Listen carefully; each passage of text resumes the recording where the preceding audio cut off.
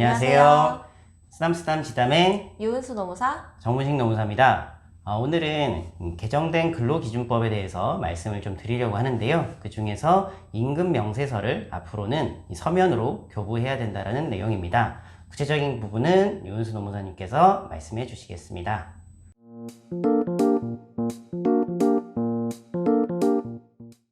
11월 19일부터 근로기준법 제48조 제1항은 개정이 되고 제2항은 새롭게 시행이 되는데요.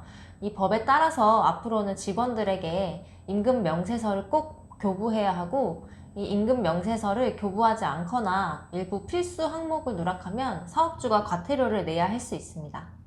네, 저희가 임금 체불 사건을 하다 보면은 임금 명세서가 없는 회사가 굉장히 많이 있습니다. 그래서 어떤 항목을 임금으로 받고 있는지 이런 것들을 이제 알 수 없는 경우가 많은데요. 앞으로는 모든 사업장에서는 임금 명세서를 서면으로 꼭 교부를 해야 합니다.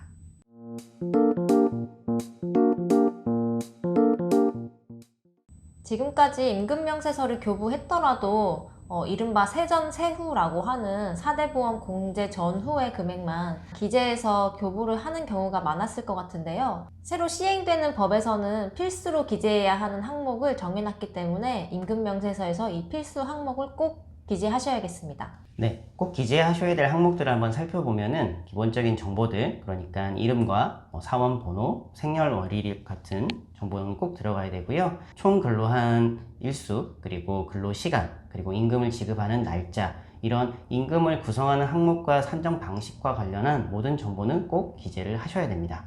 그 달에 해당 근로자의 총 근로시간이 몇 시간인지, 특히 그 중에서 연장, 야간, 휴일 근로시간, 그러니까 초과 근로시간은 각각 몇 시간인지도 필수로 기재해야 하는데요. 그리고 기본급, 식비, 상여금 같은 임금의 구성 항목과 각각의 구성 항목의 금액이 어떻게 도출된 것인지 그 계산 방법도 꼭 기재를 하셔야 됩니다.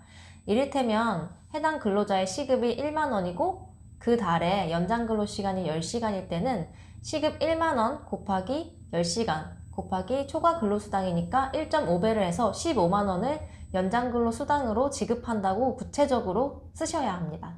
그리고 공제가 되는 금액도 꼭 기재를 하셔야 됩니다. 대표적인 것이 소득세, 지방소득세, 4대 보험료가 있을 것이고요.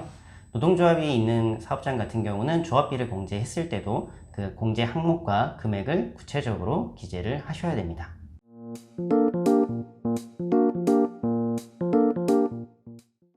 임금 명세서에 기재하는 항목과 관련해서 물론 예외도 있습니다. 일용 근로자의 경우에는 아까 말씀드린 성명이나 사원번호, 생년월일과 같은 근로자의 기본 정보를 생략을 할 수가 있고요. 그리고 5인 미만 사업장이나 감시단속적 근로자 같은 경우는 가산수당이 적용되지 않기 때문에 별도로 시간을 구분하지 않으시고 그냥 총 근로시간만 명시하시면 되겠습니다. 그리고 임금 명세서는 구두로 통보하는 것이 아니라 반드시 서면으로 교부를 해야 하는데요. 법에서 전자문서도 가능하다고 명시되어 있기 때문에 이메일이나 카카오톡과 같은 메신저, 또 사내 인트라넷 같은 수단을 사용하셔도 무방합니다.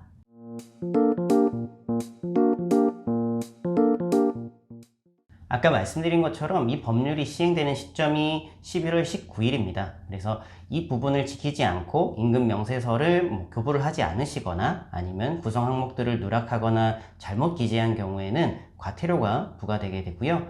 전체 총액이 최대 500만 원까지 부과될 수 있기 때문에 이 점 꼭 유의하셔야 될 것 같습니다. 특히 임금의 구성 항목과 계산 방법을 일일이 계산해서 적어야 되기 때문에 근로자 한 명 한 명이 그달에 연장, 야간, 휴일 근로를 몇 시간씩 했는지 정확히 파악을 해야 하는데요.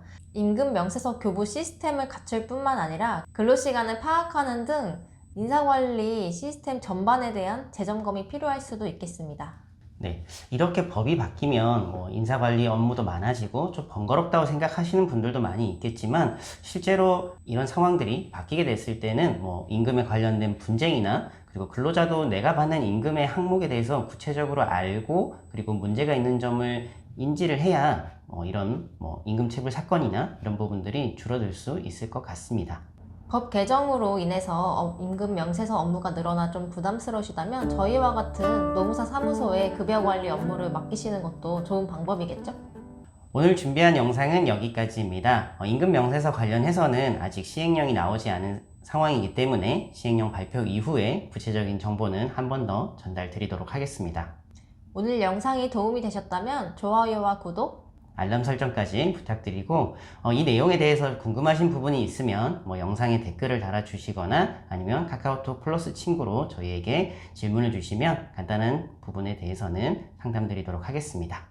네, 앞으로도 직장 생활에 꼭 필요한 정보로 다시 찾아뵙겠습니다.